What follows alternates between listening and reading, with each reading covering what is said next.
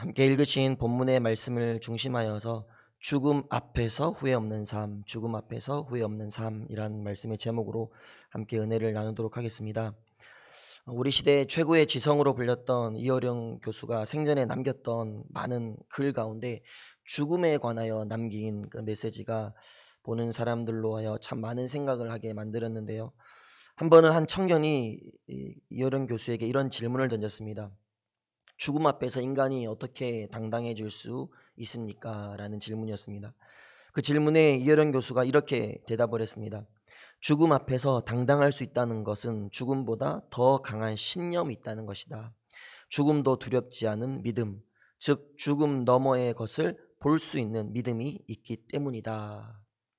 참 공감되는 그런 말인 것 같습니다.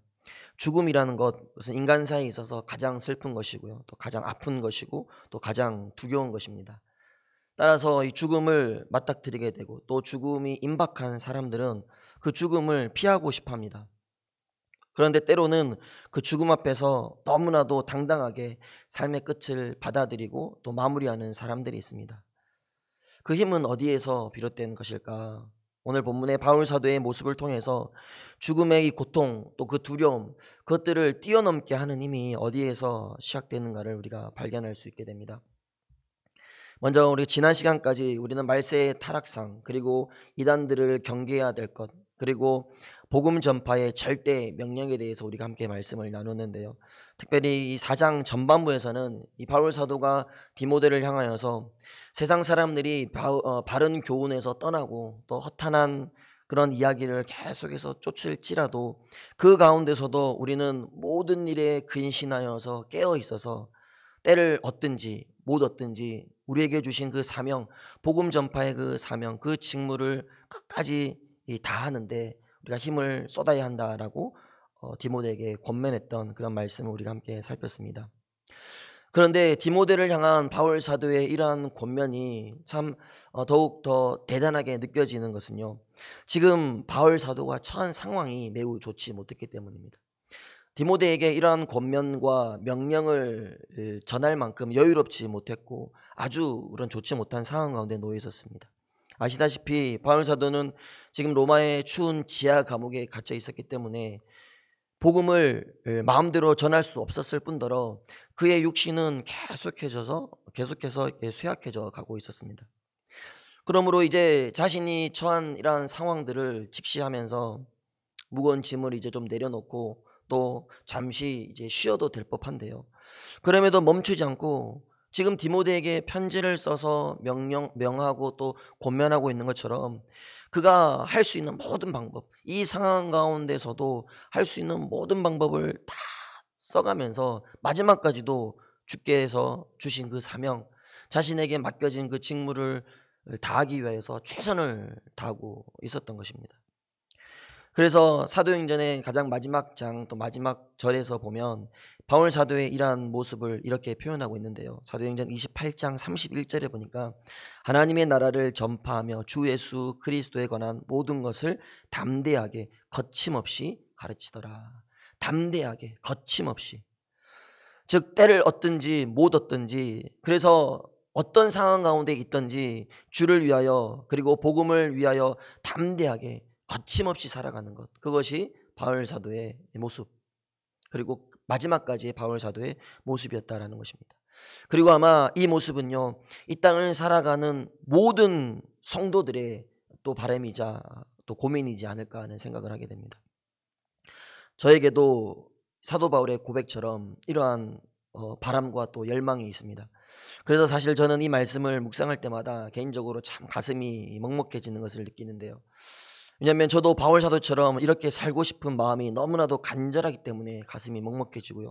또 한편으로는 이렇게 살고 싶은 마음은 너무 간절하지만 그렇게 살지 못하고 있다라는 그 좌절감 때문에 한 번 더 저의 가슴이 또 먹먹해짐을 느끼게 됩니다. 어떻게 하면 우리에게 주어진 그 사명을 이 바울 사도처럼 거침없이 담대하게 살아낼 수 있을까? 그래서 삶의 끝자락에서 후회 없이 그 삶의 끝을 마주하면서 당당하게 설 수 있을까? 도대체 바울 사도의 이러한 열정과 힘은 어디에서부터 비롯된 것일까? 오늘 본문에서 바울 사도가 그렇게 거침없이 담대하게 살아갈 수 있었던 이유와 함께 디모데를 향하여서도요, 그렇게 간절하게 또 그렇게 절박한 심정으로 권면했던 이유가 어디에 있었는지를 밝히고 있는데요. 오늘 6절에 보니까 이렇게 말씀하고 있습니다. 전제와 같이 내가 벌써 부어지고 나의 떠날 시각이 가까웠도다. 여기서 전제와 같이라는 표현은 우리가 지난 3일밤 예배 시간에 담임 목사님께서 말씀하셨듯이 구약 시대에 하나님께 제사를 드리는 그 과정 가운데 이제 제물의 불사르기 직전에 마지막으로 포도주를 붓는 그 과정을 의미하는데요. 즉 제사의 가장 마지막 그 과정을 의미하고 있습니다. 그러니까 지금 바울이 자신의 처지를 제사의 이 한 과정에 빗대고 있다는 것은요, 이미 자신의 모든 삶을 하나님께 제물로 드리기를 온전히 드리기로 작정했다라는 것을 의미함과 동시에 또 6절 끝에 부분에 나의 떠날 시각이 가까웠도다라고 고백하고 있는 것으로 볼 때 바울 자신의 죽음이 임박해졌다. 그래서 나의 삶이 이제 주님 앞에 드려질 그날이 가까웠다라는 것을 예견하고 자신이 그것을 예감하고 있다라는 것을 표현하고 있는 것입니다. 그렇습니다. 바울 사도는 지금 디모데를 향한 그 마지막 명령과 권면에 더욱 힘을 싣기 위해서요, 자신의 죽음을 예견한 유언과도 같은 그러한 신앙의 고백을 지금 본문에서 하고 있는 것입니다. 더 나아가서 그 누구도 아닌 바로 자신의 그 임박한 죽음을 염두에 두고 있었기 때문에, 자신이 삶의 끝자락에 서 있다라는 것을 예견하고 있었기 때문에 자신의 사역을 대신할 이 후계자 디모데에게 이처럼 간곡하게 명령할 수 있었고요. 또한 그 죽음을 예견했기 때문에 그 끝자락에서 당당하게 서서 마지막 삶의 끝을 마주할 수 있었다라는 것입니다. 다시 말해서 바울 사도가 이처럼 담대하게 거침없이 살 수 있었고 또 죽음 앞에서도 후회 없는 삶을 살아낼 수 있었던 것은요, 그가 마지막 자신의 삶의 마지막, 즉 죽음이 이르렀다라는 것을 예견하고 있었고 또 그 죽음에 대해서 생각하는 그런 삶을 살고 있었기 때문입니다.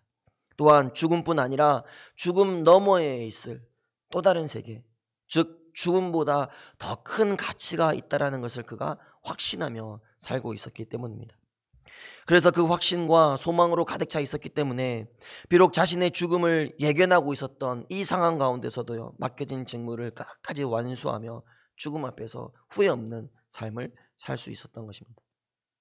우리에게 바로 이러한 확신, 이러한 소망이 우리에게 있어야 할 점 있습니다. 인생은 누구나 마지막 날을 맞이하게 되어 있습니다.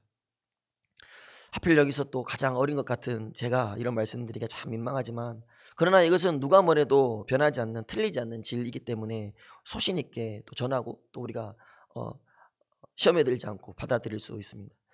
정말로 마음은 청춘이지만 육신은 그 흘러가는 세월의 힘에 눌려서요, 나날이 연약해지는 것을 그 누구도 거부할 수 없습니다. 그렇게 화살과 같이 빠르게 지나가는 세월을 돌이킬 수 없을 뿐더러 또 우리가 당장 마주하게 될 내일, 오늘 그리고 또 내일, 그 미래 또한 영원하지 않고 반드시 끝은 찾아오게 되어 있습니다.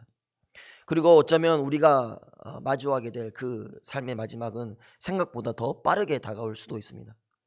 그러나 아무리 세월이 빠르게 흘러서 마지막 순간이 찾아온다 할지라도, 정말 우리가 생각하지 못한 때에 우리의 삶의 끝이 찾아온다 할지라도요, 그 끝을 기억하며 잘 준비한 성도는 그 인생의 끝자락에서 후회 없이 오늘 바울 사도처럼 당당하게 그 삶의 끝을 마주할 수 있게 되는 것입니다.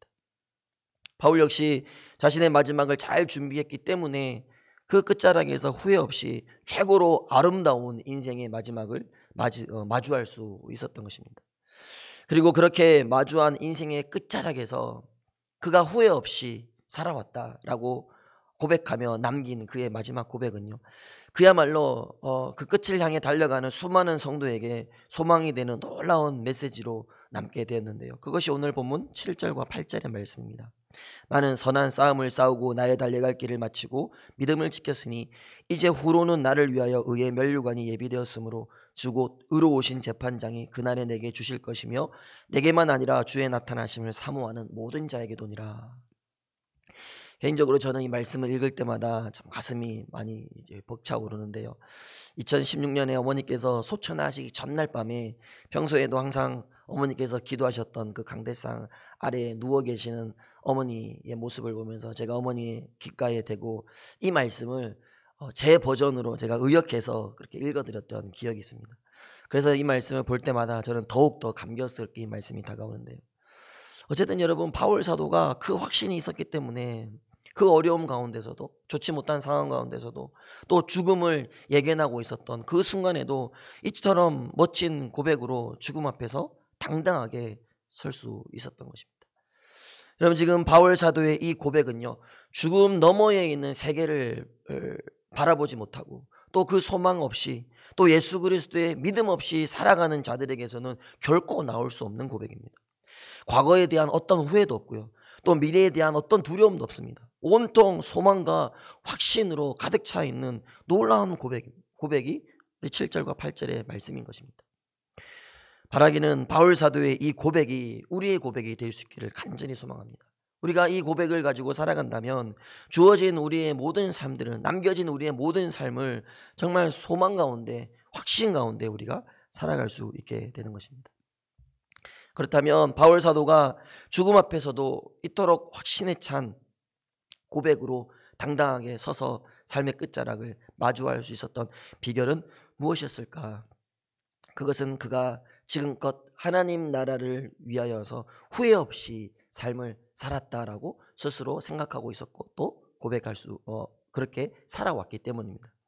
오늘 7절의 고백에서 그렇게 후회 없이 살아온 자신의 삶에 대해서 세 가지로 소개하고 있는데요. 먼저는 선한 싸움을 싸웠다라고 고백을 하고 있습니다. 전쟁터에서 가장 선두에 서서 가장 살벌하고도 치열하게 싸웠던 그 병사처럼, 그리고 위대한 경주를 끝까지 완주해낸 이 경주자처럼 자신의 삶에 예수 그리스도를 증거하기 위해서요, 모든 삶을 아주 치열하게 끝까지 헌신하며 살았다라는 것을 그가 고백하고 있습니다. 그만큼 복음 전파를 위한 바울 사도의 삶이 전투적이었고 또 치열했다, 나의 삶이 그러한 삶이었다라는 것을 지금 그가 확신에 찬 고백으로 말씀하고 있는 것입니다. 두 번째로 달려갈 길을 마쳤다라고 고백하고 있습니다. 이것은 마치 마라톤 선수가 그 긴 거리를 완주하는 것과 같이 믿음의 경주를 끝까지 완주해냈다라는 것을 말씀하고 있습니다. 여러분, 믿음의 경주는 순위의 그 의미가 있는 것이 아닙니다. 조금 늦더라도, 또 조금 더디더라도 사명의 길에서 이탈하지 않고 그 경주를 끝까지 완주하는 것, 그것이 믿음의 경주입니다. 그래서 길고도 험한 그 삶의 여정, 길고도 험했던 그 사명의 끝에서 믿음을 끝까지 지키며 완주해냈을 때 그 결승점에서 우리를 기다리고 계시는 그 주님을 우리가 만나게 되는 것입니다. 그러면 바울 사도가 아마 이런 장면을 상상하면서 이러한 고백을 했지 않겠습니까? 마지막 세 번째로 믿음을 지켰다라고 고백하고 있습니다. 여기에서 믿음이라는 것은 예수 그리스도에 대한 신실성을 의미하고 있습니다. 즉 바울 사도가요, 다메섹 도상에서 예수 그리스도를 인격적으로 만나고 난 그 이후에 단 한 번도 그가 굴하지 않고 줄곧 그분에 대한 믿음을, 예수 그리스도에 대한 그 신실성, 그것을 끝까지 지켜왔다라는 것을 의미하고 있습니다.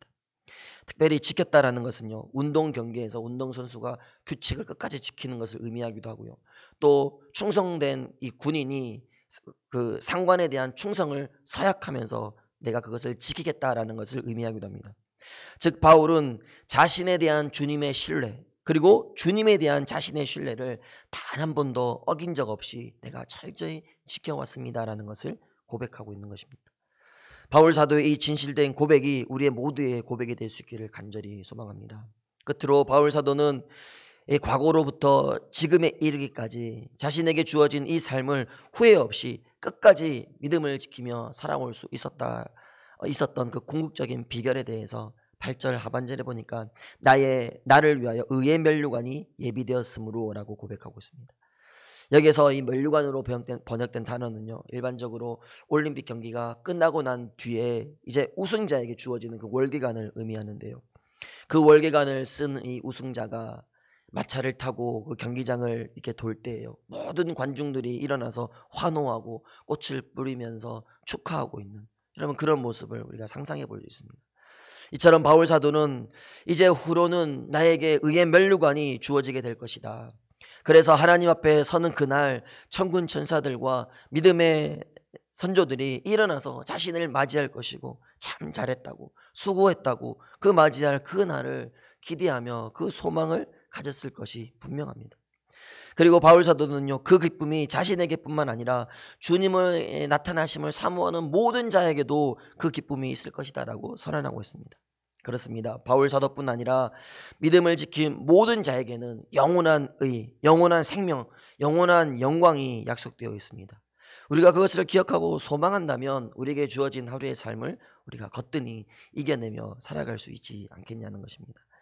바라기는 마지막 때 주님 오심을 기다리며 사모하는 우리 모두에게도 의의 면류관이 예비되어 있음을 기억하시면서요, 오늘 우리에게 주어진 하루의 삶의 여정 가운데서도 선한 싸움을 싸워내시고 믿음을 지키시며 달려갈 길을 끝까지 완주해 내시는 그런 복된 새벽 가족들 되셔서 주님께서 우리를 향하여서 잘하였다 충성된 종아 말씀하시는 그런 놀라운 은혜를 경험하는 모든 복된 새벽 가족들 될 수 있기를 주님의 이름으로 부탁을 드리겠습니다. 기도하겠습니다.